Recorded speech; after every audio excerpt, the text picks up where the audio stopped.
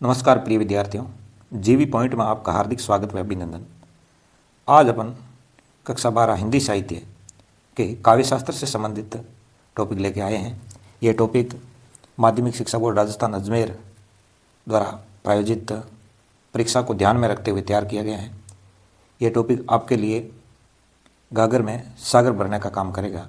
कहने का तात्पर्य यहाँ पर यह है कि यह क्लास जो है कम पढ़ने पर भी आपको ज़्यादा प्रश्न देखने को मिलेंगे बोर्ड के अंदर, इसलिए आप इस क्लास को बड़े तन्मयता से देखोगे तो आपको काव्य गुण से संबंधित कोई भी प्रश्न है वो आपका इससे बाहर से नहीं आने वाला है। तो काव्य गुण विस्तृत आपने पढ़ा है, अब अपन सारांश के रूप में पढ़ेंगे कि काव्य गुण से संबंधित जो भी प्रश्न आएंगे वो इससे बाहर नहीं आने वाले हैं, ये मैं आपसे वादा करता हूँ। तो शुरू करते हैं काव्य गुण का पहला प्रश्न। बड़े तन्मयता से इस क्लास को आप रीड करना ताकि आपके लिए ये क्लास फायदेमंद होगी। काव्य गुण से संबंधित जो प्रश्न आएगा वो रिक्त स्थान वाला ही आता है। आप पीछे के प्रश्न पत्र उठा के देख सकते हो, मैंने देखे हैं। तो जो भी काव्य गुण से संबंधित प्रश्न आए हैं वो सब आपके रिक्त स्थान से संबंधित आए हैं और मैं उम्मीद करता हूँ कि इससे बाहर आपके रिक्त स्थान का प्रश्न नहीं आएगा। पहला है, रिक्त स्थानों की पूर्ति कीजिए। रस का उत्कर्ष करने वाली बातों को खाली जगह कहते हैं। तो बताओ, रस का उत्कर्ष करने वाली बातों को क्या कहते हैं? तो उसको कहते हैं काव्य गुण। जो आपके टॉपिक का नाम है वही होगा, काव्य गुण कहते हैं। रस का उत्कर्ष करने वाली बातों को काव्य गुण कहते हैं। ये बात आप कंठस्थ कर लेना, ये प्रश्न अच्छी तरह से याद कर लेना। अगला प्रश्न आपका है, गुण के खाली जगह भेद होते हैं। तो गुण के कितने भेद है? मैंने आपको कई बार बताया होगा कि गुण के 3 भेद होते हैं। कितने भेद होते हैं? 3। पहला बताया था मैंने माधुर्य गुण, अपने पीछे क्लास है उसमें जाके देख सकते हो। फिर बताया मैंने ओज गुण, फिर था प्रसाद गुण। ये 3 गुण बताए थे। तीनों गुणों को ध्यान में रखते हुए गुण के भेद पूछे तो कितने लिखोगे? 3 भेद होते हैं। अब पूछे कौन कौन से भेद हैं, तो माधुर्य गुण, ओज गुण और प्रसाद गुण, ये आप बता सकते हो। अगला 3 नंबर प्रश्न जो है कि जिस रचना से अंतःकरण आनंद से द्रवीभूत हो जाता है, अंतःकरण जो है वो आनंद से द्रवीभूत हो जाता है, उसमें खाली जगह गुण होता है। तो उसमें कौन सा गुण होता है? तो आपको याद होना चाहिए कौन सा गुण होगा? माधुर्य गुण होगा। याद रखना है कि यहाँ पे आपको कौन सा गुण देखने को मिलेगा? माधुर्य गुण देखने को मिलेगा। चौथा प्रश्न देख लेते हैं, कोमल एवं मधुर वर्णों से युक्त रचना में कौन सा गुण होता है? कोमल एवं मधुर वर्णों से युक्त जो भी रचना होगी तो उसमें कौन सा गुण होता है? तो इसका उत्तर भी आपका क्या होने वाला है? इसका उत्तर भी माधुर्य गुण होता है। इसका उत्तर क्या लिखोगे? माधुर्य गुण होता है। इसका उत्तर भी आपका माधुर्य गुण होता है। माधुर्य का मतलब होता है जिसमें मधुरता के भाव देखने को मिले, जिसमें कोमलता के भाव देखने को मिले, जिसमें ओजस्विता का भाव न हो, वो माधुर्य गुण के तहत आती है।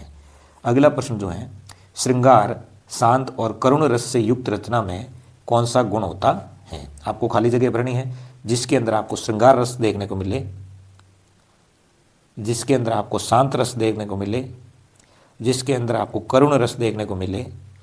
तो ये रस जब आपको देखने को मिलेगा तो उसमें कौन सा गुण होगा? तो उसमें आपका होने वाला है माधुर्य गुण। इसमें भी आप क्या लिखोगे? माधुर्य गुण लिखोगे।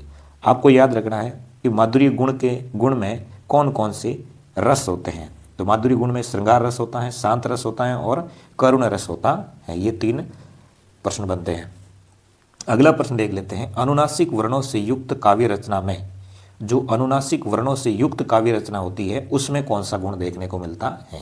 अनुनासिक वर्ण जैसे ये ड है, न है, न है, मैं है, ये जो देखने को मिले तो वो रचना है, वो उसमें कौन सा गुण देखने को मिलेगा? तो उसमें भी आपको याद रखना है, उसमें भी आपको माधुर्य गुण होता है। अगला 7वां प्रश्न देख लेते हैं कि जिस रचना को पढ़ने से उत्साह की अनुभूति होती है उसमें खाली जगह गुण होता है। जिस रचना को पढ़ने से क्या होता है? उत्साह की अनुभूति होती है। तो उत्साह की अनुभूति होती है तो उसमें कौन सा गुण होगा? तो ये याद रखना, उत्साह में ओज गुण होता है। कौन सा गुण होता है? ओज गुण होता है। इसका उत्तर अच्छी तरह से पता कर सकते हो, इसमें कौन सा गुण होगा? ओज गुण होगा। आगे देखते हैं प्रश्न नंबर 8 को। 8 नंबर देख लीजिए। 8 नंबर जो प्रश्न है, गुण खाली जगह रूपी आत्मा का धर्म तत्व है। तो गुण जो है वो कैसा है? रस रूपी आत्मा का। गुण जो है वो रस रूपी आत्मा का धर्म तत्व है। ये याद रखने की बात है। अगला खाली जगह से संबंधित प्रश्न आ रहा है कि द्वित्व, संयुक्त और परुष वर्णों की प्रधानता खाली जगह गुण में होती है। ये कहाँ कहाँ देखने को मिलते हैं? द्वितीय वर्ण, संयुक्त वर्ण और परुष वर्ण। परुष का मतलब होता है कठोर वर्ण है। इनकी प्रधानता है वो आपको किस गुण में देखने को मिलती है? तो ये जो प्रधानता देखने को मिलेगी आपको ओज गुण में देखने को मिलेगी। किस में देखने को मिलेगी? ओज गुण जो होता है उसमें देखने को मिलती है। अगला प्रश्न देख लेते हैं 10वां। वीर, रौद्र, भयानक, विभत्स रसों वाली रचना। 4 रस देखने को मिल रहे हैं। वीर, रौद्र, भयानक और विभत्स रसों वाली रचना में खाली जगह गुण वाली होती है। यानी कौन सा गुण होता है इसके अंदर? तो इसके अंदर आपका हो जाएगा ओज गुण। कौन सा गुण होगा? ओज गुण। तो मैंने आपको पहले बताया कि माधुर्य जो गुण है, मैंने बताया कि माधुर्य जो गुण है उसमें कौन कौन से रस होते हैं। उसमें श्रृंगार बताया था मैंने कि श्रृंगार रस होता है, उसमें शांत रस होता है और उसमें करुण रस होता है। ये चीज़ें मैंने आपको माधुर्य गुण में बताई हैं। इसी तरह है ओज गुण में कौन कौन से रस होते हैं? वीर रस, रौद्र रस, भयानक रस और विभत्स रस। ये 4 रस होंगे आपके ओज गुण में। अगला देख लेते हैं 11 नंबर प्रश्न। संयुक्ताक्षर वर्णों से युक्त रचना में खाली जगह गुण होता है। जो संयुक्ताक्षर वर्णों से युक्त कोई रचना होगी तो उसमें कौन सा गुण होगा? तो उसमें भी आपका ओज गुण होने वाला है। कौन सा गुण होगा? यहाँ आ गया था संयुक्त, यानी संयुक्ताक्षर वर्णों से युक्त है, उसमें ओज गुण होता है।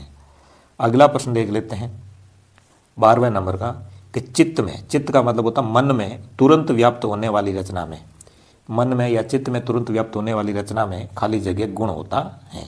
तो जो भी चित्त के अंदर, मन के अंदर व्याप्त होने वाली रचना है, एकदम कोई रचना आपके सामने आ जाती है तो उसमें कौन सा गुण होगा? प्रसाद गुण होता है। कौन सा गुण होता है? प्रसाद गुण होता है।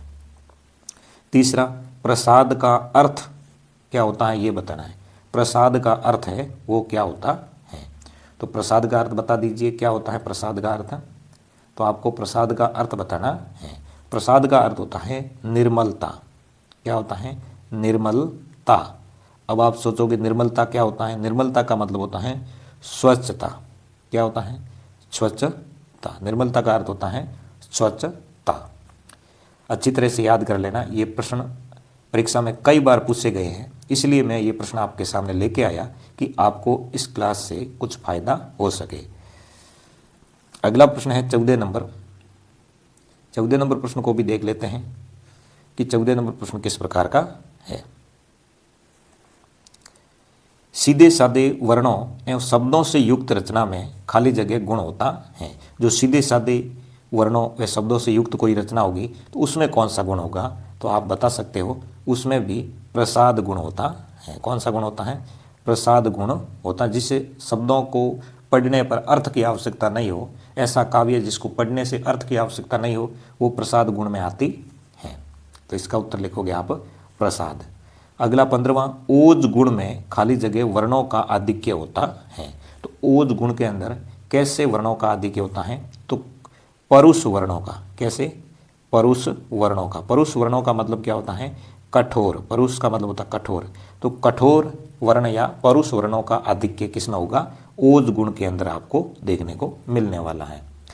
अगला प्रश्न नंबर देख लीजिए 16 कि माधुर्य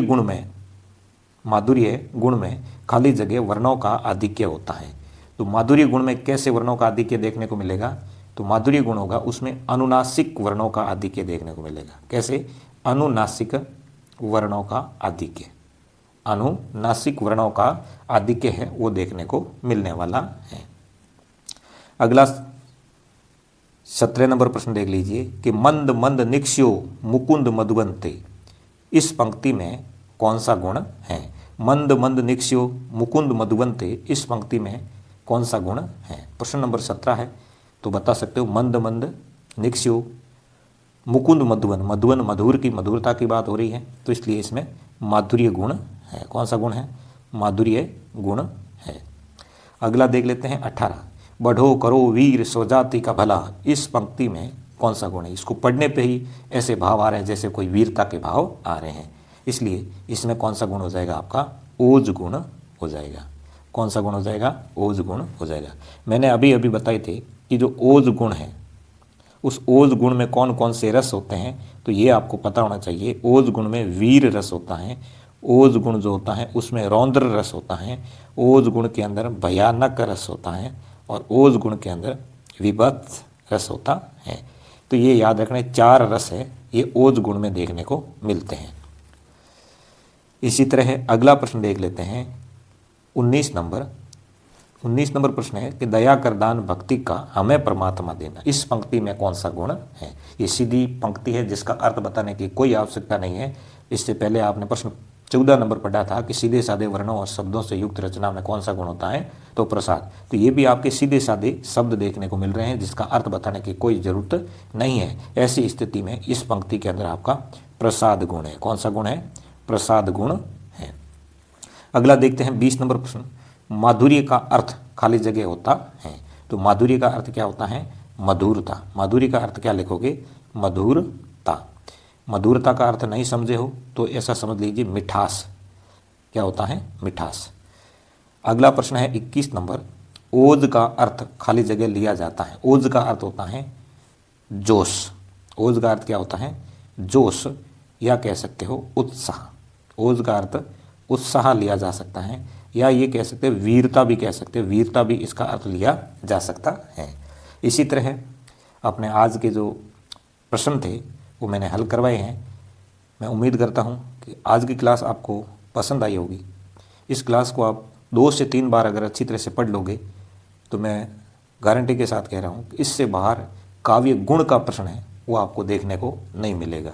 आप इसी क्लास को अच्छी तरह से 2 से 3 बार देख लोगे तो आपको ये क्लास फ़ायदेमंद होने वाली है।